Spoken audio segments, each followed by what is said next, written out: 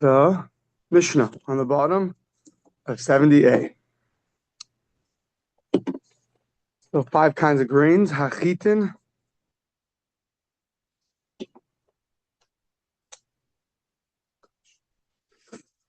v'hasoirin, v'hakusmin, v'hashiboles shual. The wheat and barley, spelt, oats and rye are all hari'elu chayavin b'chala.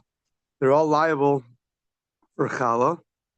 Umitztarfin zeim zeh, and they can combine together for the, well, we'll see for what. They're going to combine together for being permitted for the omer. The asurin b'chadash, or we'll see what they're combined for. The asurin b'chadash, they're prohibited. These are the ones that are prohibited from the new crop from before Pesach. These are the 5 grains that if you don't bring the korban omer, then it's prohibited to consume any of these 5 grains. We'll see. It's going to come to exclude rice and millet. Umiliktor milifnei haomer. You cannot reap them. You can't harvest them. You can't reap them before the omer. We'll see if before the omer means before the bringing of the omer, or before the harvesting of the omer. I think. Im hishrishu kodem laomer haomer matiran. If they took root before the omer, then the omer permits them.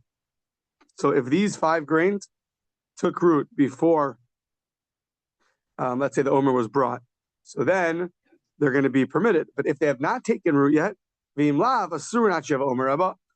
If they were planted but they haven't taken root yet, so then that's only going to be permitted the next omer, not that omer. So now, these 5 grains, we said you're chayiv and chala. So every dough you have to take off a certain amount of it for the kohen. So these can combine together for that amount. Now, mitzdarfim zeim zed does not mean all 5 of them are totally, combinable. They can all combine together, but some of them combine and some of them don't combine with each other. So we're gonna have 2 categories. Tana kusmin, the spelt is min chitim, is a literally means a type of wheat, and shibola shual, the shifon min seorim, and the shibola shual, let's confuse these. See where we are now. The last line of 70a.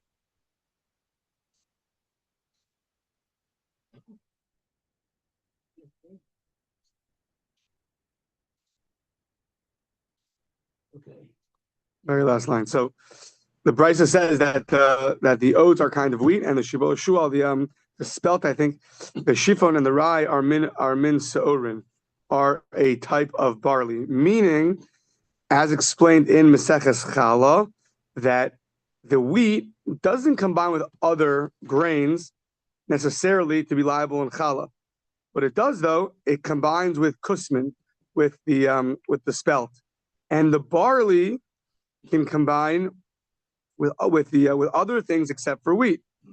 So some things combine with each other to be liable for chala, and some things don't. Turning the page. Kusmin, spelt, is gulba. It's called gulba. I don't know what gulba is. They don't translate it here. Ashpilta in Old French. Shipon, and the spelt is dishra, and shibola shual is and the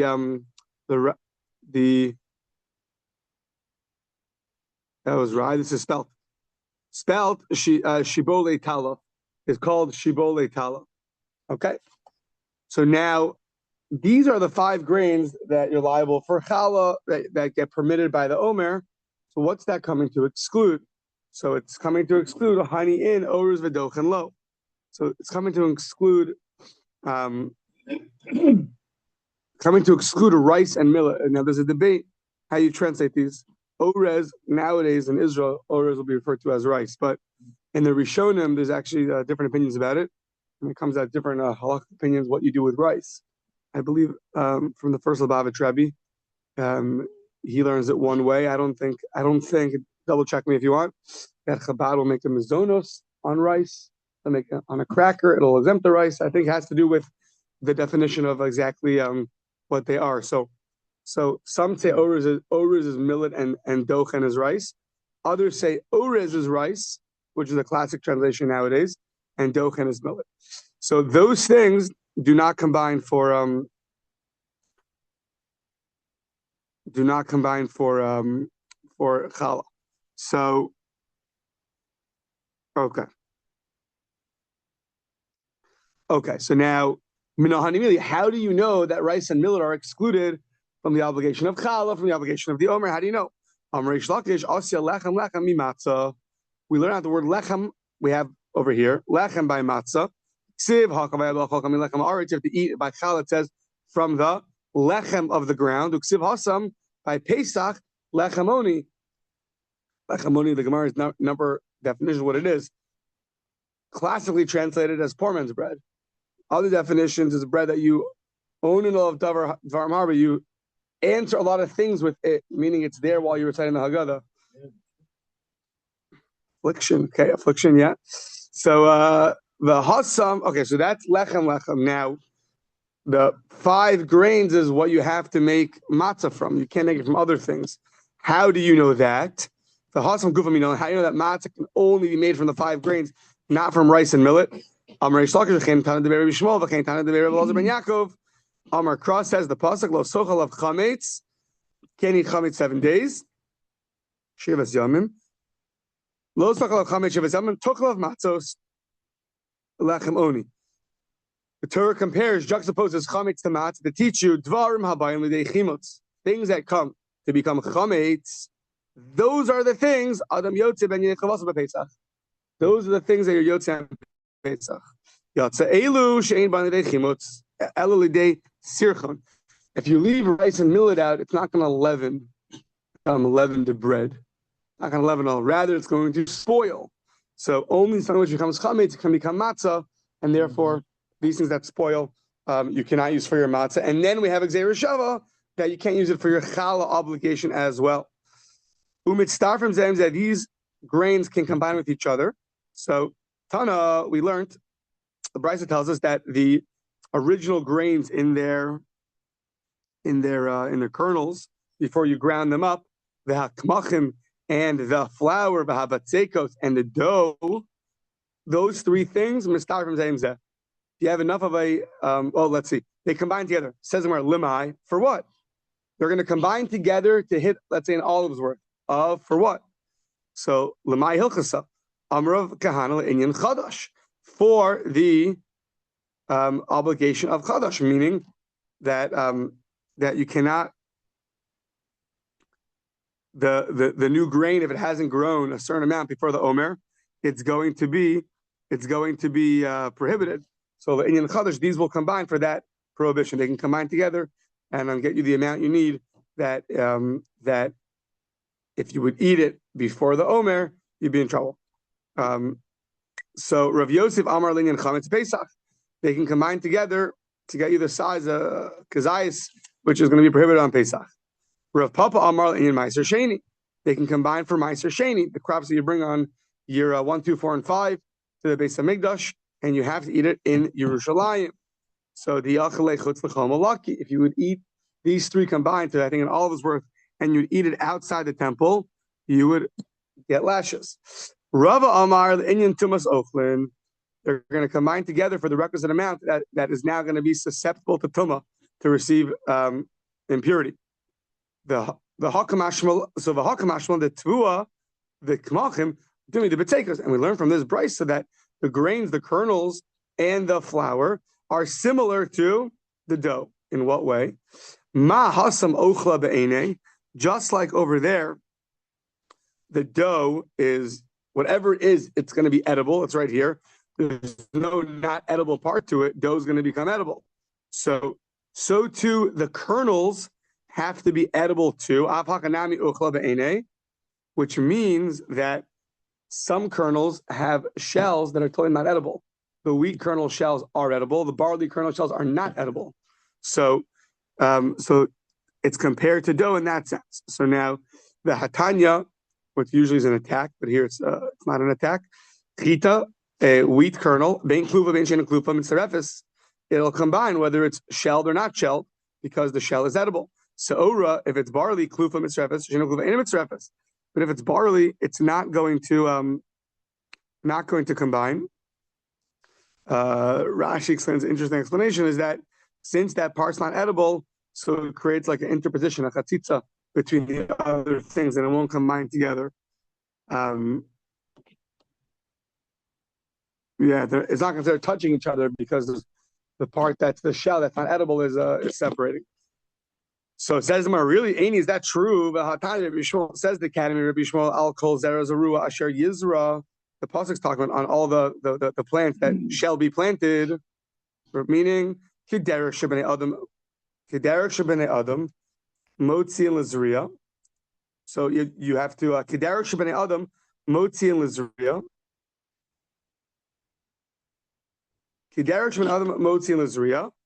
Chita b'klipasa, v'saor b'klipasa, v'adashim b'klipasa. Just like people, it sounds like from the verse, this opinion learns that that it's referring to things that people they go and they plant, and the fact that people plant things with the shell is a normal thing, and therefore I think it's referring to the impurity, right? Yeah, that even things that have a shell, even if it's not edible, like the barley, like the barley shell, that's still something which it's going to combine together and be makabel tumah and could receive impurity. So we just said earlier, though, that according to one of the opinions, the last opinion, Rava said that they combine for becoming impure, but that excludes the shells of barley. Here, Rabbi Shmuel says even that's a normal thing that's planted. Since it's a normal thing that's planted, it's also included in the prohibition. It's included in the halacha of receiving impurity.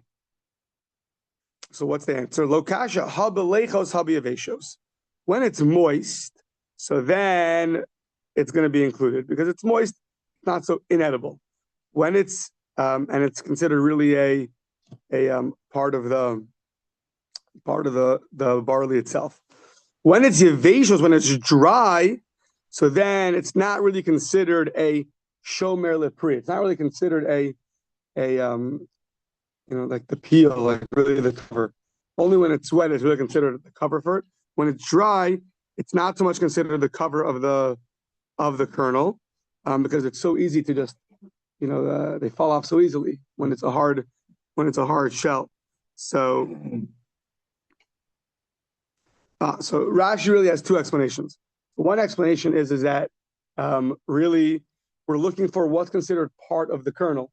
So just like the orange peel can be considered part of the orange for certain halachas, so the shell, the moist shell of a kernel will be considered its shell, and therefore it would be mekabel tuma.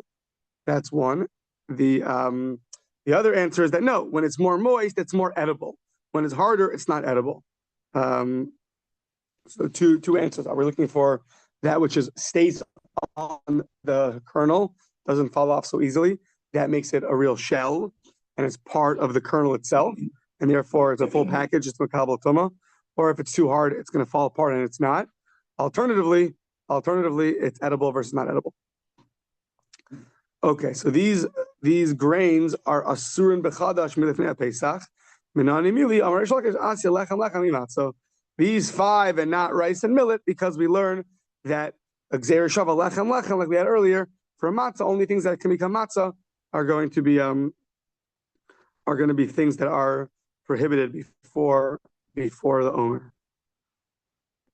Yeah, v'liktzor lifnei omer. So you can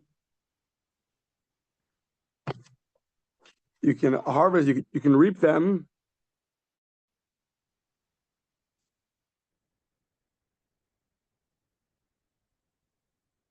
You cannot reap them before Pesach. So these 5 grains. So minanim, how do I know? Rabbi Yochanan Asya reishis mekala. We learn Rishis from obligation of law. Okay. Now, we said you cannot reap them before the Omer, right? These 5 grains.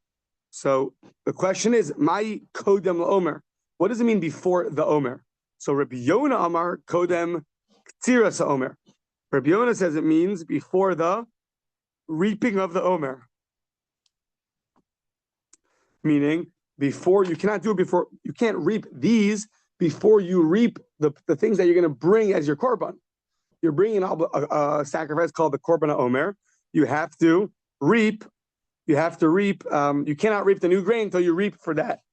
So, and that's going to be done on Erev Pesach.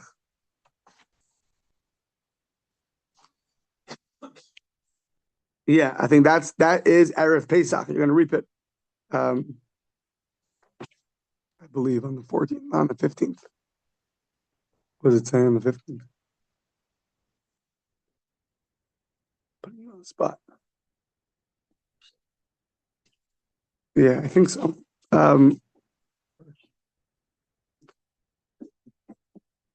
Let's see for a second. Right here. Yeah. Oh, interesting. Interesting. Kodem Ketsiras Omer, according to Rabbi Yonah, it's done on the night of the 16th of Nisan. So, right.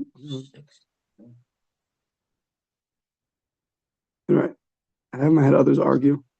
Yeah, so meaning the night of the 16th, so meaning for us it would be the second night of Pesach. Okay. The other opinion says, though, Rabbi Yossi Bar Zavda Omer, Kodem Havasa Omer. You can't reap it before the actual bringing of the Omer, which is done in the daytime, in the 16th in the daytime. So,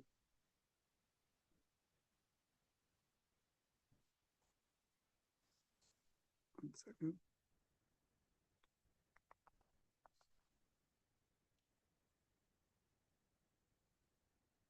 One second.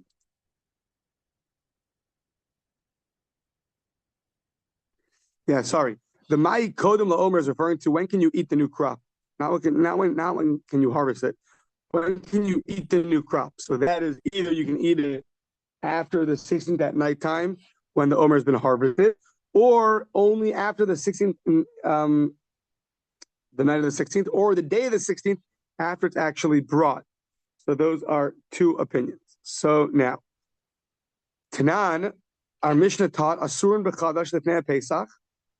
It says Asurin b'chadash lifnei Pesach, that you cannot consume the new crop before Pesach. Change it. Our Mishnah says really. One second. Asurin b'chadash. Our Mishnah says. I keep changing. It's so funny. It says. Yeah, meaning our Mishnah says Asurin b'chadash milifnei Pesach. You're prohibiting the new crop from before Pesach. What it really means is before the Omer. That's what it means. Before the Omer, you can't reap it. You can't harvest it until before Pesach, and you can't really eat the new grain. You can't eat the new grain from before the Omer. So it divides up into 2. You can't really harvest before Pesach because the new Omer hasn't been harvested. You also can't eat until they brought the Omer, but it divides it up. It's Pesach and Omer. So now, Bishlam Alamanda Amar Kodem Havas Omer, according to the opinion, the second opinion that says, Rabbi Yossi that says you cannot eat the new grain until you brought the Korban Omer. So Hainu, that I understand, Delo Ka'ariv Lahu, Vetani Lahu. That I understand why the Mishnah didn't combine together and teach it in one statement. It didn't say eating and reaping, because eating and reaping are different. Because oh boy, there's a big bug.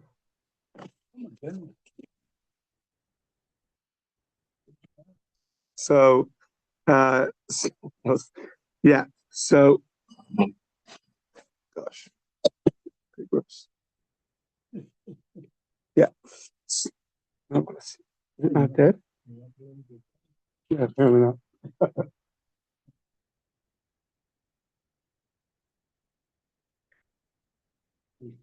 Joan says you have to make it wet. Oh, yeah? Yeah, then it can't get out. Okay. She's the expert. Okay. So, according to the opinion that says that you cannot eat the new crop until you actually bring the Omer sacrifice, so that it makes sense why the Mishnah didn't put eating and reaping together in one sentence, because reaping is going to be allowed from, right, back then they kept one day. So it'll be allowed, right, the first night Pesach is the 15th, the first day is the 15th. Then that night is going to be the night of the 16th. That's when they're going to reap for the Omer, and that's where you're going to reap for you could reap for your crop, but you still can't eat it till the next day. So that makes sense why they didn't put it together. However, the other opinion that says the one who says you can't eat from the new crop before the reaping of the Omer, so you should just combine the two statements together. You both can't reap or eat until the Omer is reaped. And that's going to be by the 16th at nighttime. Why the Mishnah is separated into two clauses, it should be one clause. If you hold that you can't eat from the new grain until the Omer sacrifice has been, they've reaped, they've cut the grain to bring the Omer sacrifice, when does that happen? The night of the 16th. So that's the same night that you can't reap your own new produce. Not only can you eat it, you can't reap it either. You can't reap it, you can't eat it. That those both happen, they're both not allowed until the night of the 16th, where they're going to reap their Omer for their sacrifice. Then you're allowed to reap it, and you're allowed to eat it. So if that's true, so why the Mishnah? Why did the Mishnah not put it together? She say la'arvenu asurun bechadash. You're prohibited from the chadash v'liktzor lifnei Pesach. You're prohibited until Pesach, meaning until the first day Pesach. Once the first day's over, you'll be permitted in both. So on that, the Gemara retracts and says, Ela itmar seifa itmar. You're right, that this two opinions was going on the end of the Mishnah. Because in the beginning of the Mishnah, we have this problem. Im hishrishu kodem la'omer, omer matiran. If the produce took root before the Omer permits it. What does it mean before the Omer? My kodem la'omer. That Rabbi Yonah says, Rabbi Yonah Amar, kodem. Let me switch it here. Yeah, it should be really switched. I don't know. Our version says Rabbi Yonah, he switches from his previous statement, which is difficult. It says Rabbi Yonah says before the bringing of the Omer, and Rabbi Yossi says before the reaping of the Omer. So, but I'm gonna switch it to be in line with what they said a few lines earlier. But the point is that you have two opinions. That at what point do we consider it's been taken root already? Let's say it's only been taken root the second night of Pesach. Is that enough? Or no, it has to be taken root by the time you actually bring the Omer, which is going to be the 16th, the second day of Pesach. So those are the two opinions. Okay. Amar le Rabbi Eliezer. Says Rabbi Eliezer le Rabbi Yoshia didare. So meaning there's different Rabbi Yoshias. So Rabbi Eliezer is saying to Rabbi Yoshia, the one that lived, Dares to live, he lived in his generation, he was a contemporary, not referring to Rabbi Yoshia Hagadol, who was one of the Tanaim. That's why it says, Rabbi Yoshia didare. He says, Lo teisiv akarich ad mafarshis leilaham asnisa. We had this once before, a few times, that he says, don't sit down on your knees, and don't sit down, don't get comfortable until you explain to me the following matter. Minayin la'omer shamati be'ashrasha. How do I know that the Omer only permits things, the sacrifice only permits that which has taken root? It says, Minalan, aviv. It says that when you're going to bring from the first grains, you're going to bring the ones that's aviv, that's ripe. So that shows you that there's some that's ripe and some that's not ripe. Aviv, lav mechlal de'ika de lav aviv. So don't you see that? Don't you see that there's a status of it being ripe and a status of it not being ripe.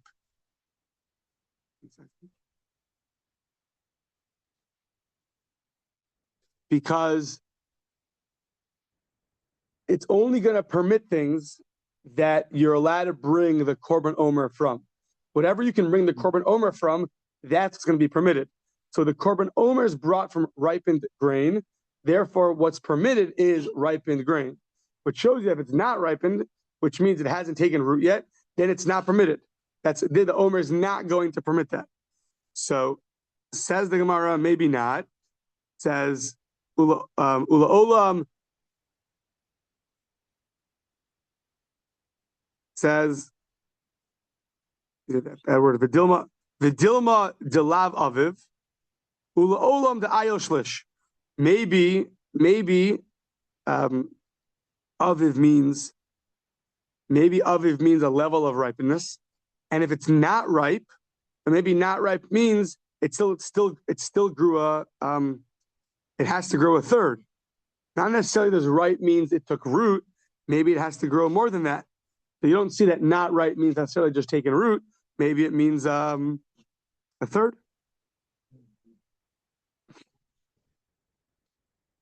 Maybe things that are not ripe are going to be permitted as long as they grew a third. That's how you read it. Meaning, as long as you grew a third, that would be enough. But grain that didn't even grow a third, that's not going to be permitted.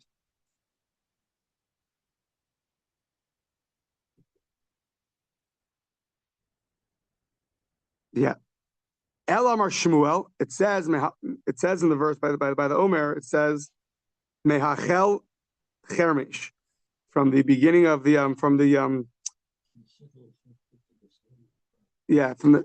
sickle is first put to the standing crop. Thank you.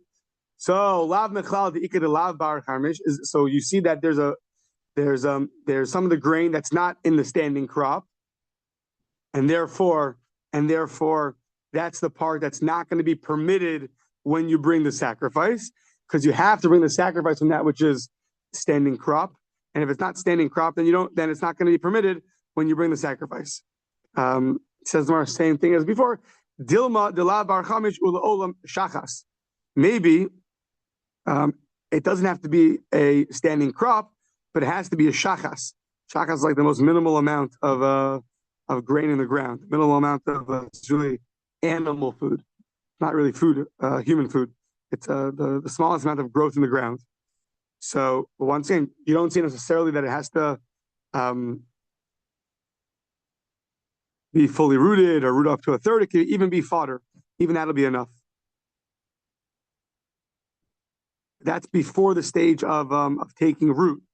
That's a prior stage. Yeah.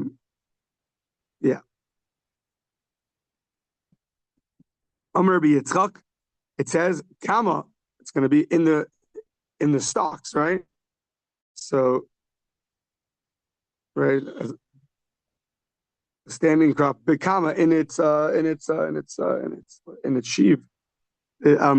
Lav mechlal de lav bar kama. That means some of them is not yet in its what's the word, in its sheaf?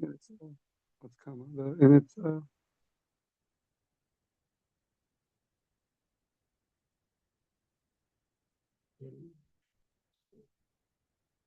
let's see.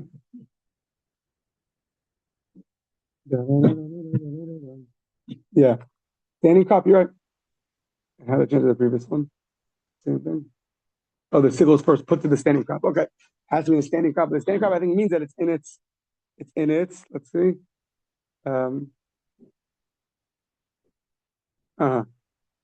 Okay.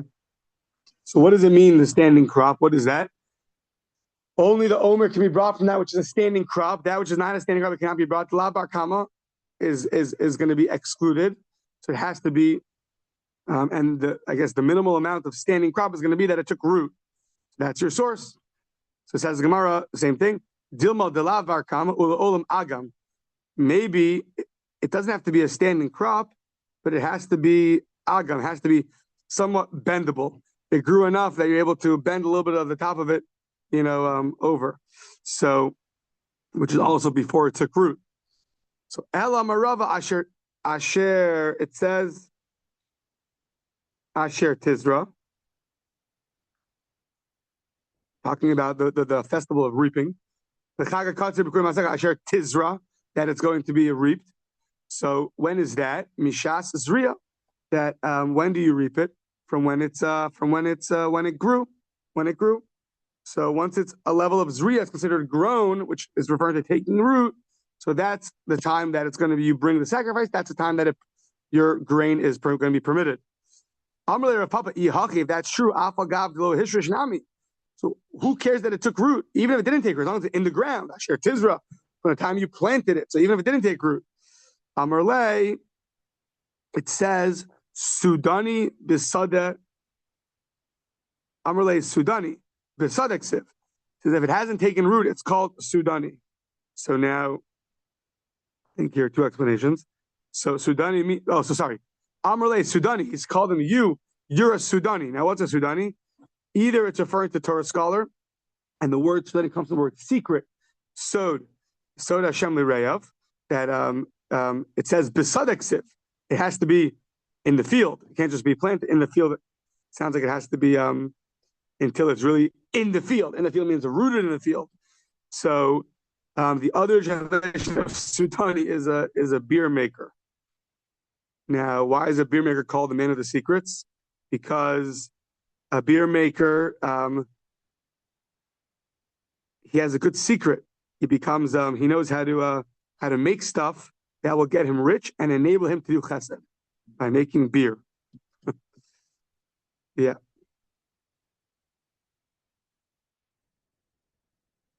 And Rav Papa himself was a beer maker. And the Gemara says, if he didn't make beer, he wouldn't become rich. So I think that's one explanation why after a person makes a siyum, you have all the Rav Papas, right? They're a very wealthy family, so and they used a lot of their wealth for the right reasons. So we invoke their merit. Yeah, it says Bisadeksiv. Sada is in the field, and the field means in the field, meaning it took root in the field, and that's how you know that only the grains that took root by the Omer are the ones that are going to be permitted. The ones that did not take root, you'll have to wait till next year. Says the Mishnah. Kotzrin beis hashlachin shebamak. So you are allowed to reap the produce grown in a field that's in the depths in need of irrigation. That crop that grows in those fields is not inferior, but lower quality, right? It's a lower quality crop. So it's harvesting the irrigated fields of the valley before harvesting the Omer.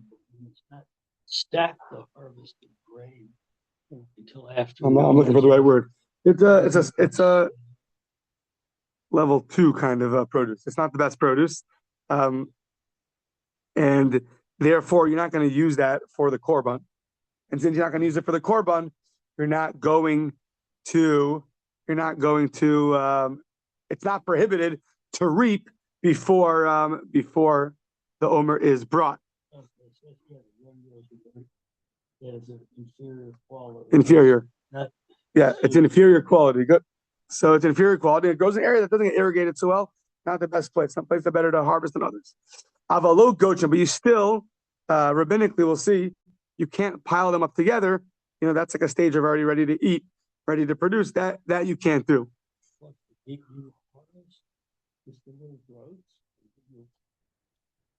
It started growing, but you don't harvest that. You harvest the right. Right. That's true. Right. Or do you use that other stuff? It says you can't eat it. You could harvest it. I'm pretty sure. It's not Shemitah. You don't have to leave it fallow for the next year. Yeah, no. Right. Yeah, you can harvest it. You just can't eat it, I believe. It's growing. Mm-hmm. You harvest it.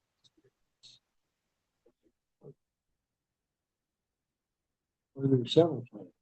Yeah, it says lechem v'kol lo sochlo until you bring it. You can't eat it. Yeah. So Anshe Yericho, the men of Yericho, Kotzrin, they would reap beratzon chachamim, which was in line with the chachamim. However, the gochin they would also pile up, and that was shelo beratzon chachamim. That was not in line what the rabbis wanted. Velo michu biyadam. However, they did not make a macha. They did not protest against them. To see more why. Kotzer l'shachas smeichel lebehema.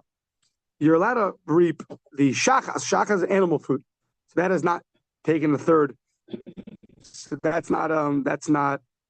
Yeah, it's unripe. So yeah, that you can harvest because that they're not going to bring up as the sacrifice produce from there. It's animal food.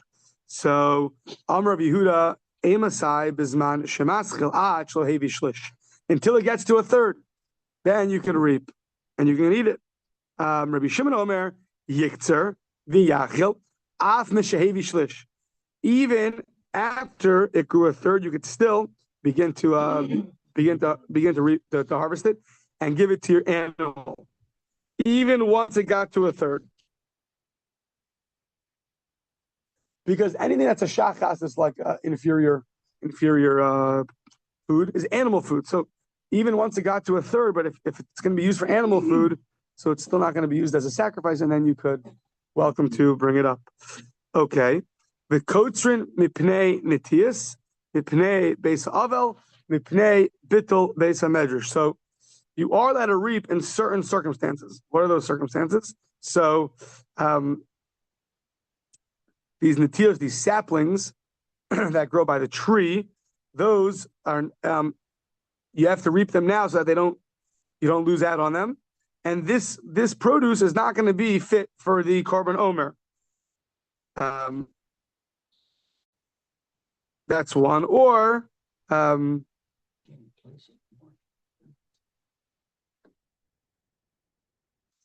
another answer Rashi says is that you have to cut them off because there's going to be a problem of kilayim, of forbidden mixtures. So for that, you have to cut it off now so you don't get into trouble. Okay, another reason is mipnei beis avel. There's someone sitting shiva, and there's nowhere to sit, so you got to sit outside. So if you need to make space, you could also reap the produce just to clear the space, so they could sit. And mipnei bitla beis hamedrash, and they want to go to a class, a Shabbos Gadol drasha, and they decide to make it in the field because there's more people there, or they're very hippie-like. I don't know. So either way, you have to know if there's space. Then you have to do that. Then you're allowed to reap even in those circumstances. Okay. Velo yasa 56. Velo yasa osan krichos aval manichim tzasayim. You shouldn't tie them together. You should leave them. You should leave them without tying them together when you reap them. Okay. Mitzvah omer lavam in a kama. The mitzvah is to bring it from the standing crop. Lo matzah yavim in omrim. If not, you can find it from the bundles. Mitzvah lavam in halach. Lo matzah yavi yavish. Better to bring it when it's moist. If not, so then you can even bring it when it's dry. Mitzvah liktzer b'layla. The mitzvah is to reap it at nighttime, meaning the second night of Pesach. Niktzer bayom kasher. If you do in the daytime, it's kasher. V'docha es Shabbos, and this reaping can even push away the Shabbos. Okay.